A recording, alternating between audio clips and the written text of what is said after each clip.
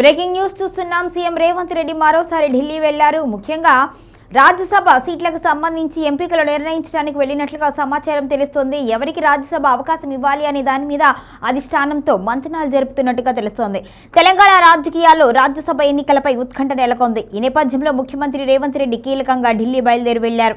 రాజ్యసభ అభ్యర్థుల ఎంపికపై కాంగ్రెస్ అధిష్టానంతో తుది చర్చలు జరపడానికి ఆయన ఢిల్లీ పర్యటనకు వెళ్లినట్లుగా సమాచారం.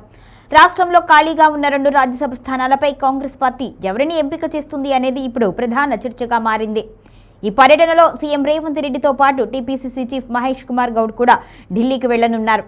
అధిష్టానం నేతలతో సమావేశమై అభ్యర్థుల ఎంపికపై తుది నిర్ణయం తీసుకునే అవకాశం ఉంది అని కాంగ్రెస్ వర్గాలు చెబుతున్నాయి. ముఖ్యంగా సామాజిక సమతుల్యాన్ని దృష్టిలో ఉంచుకొని అభ్యర్థులను ఎంపిక చేయాలి అన్న దిశగా చర్చలు జరిగే అవకాశం ఉన్నట్టుగా తెలుస్తుంది. ఇప్పటికే 2 రాజ్యసభ స్థానాల్లో ఒకదానికి ప్రముఖ న్యాయవాది కాంగ్రెస్ సీనియర్ నేత అభిషేక్ మను సింఘ్వి పేరు దాదాపుగా ఖరారైనట్టుగా పార్టీ వర్గాల్లో ప్రచారం జరుగుతోంది.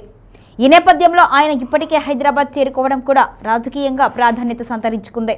ఇక కాంగ్రెస్ పార్టీ నుంచి తెలంగాణకు ప్రతినిధిగా ఆయన్ను రాజ్యసభకు పంపే అవకాశం ఉన్నట్టుగా రాజకీయ వర్గాల్లో చర్చ జరుగుతోంది.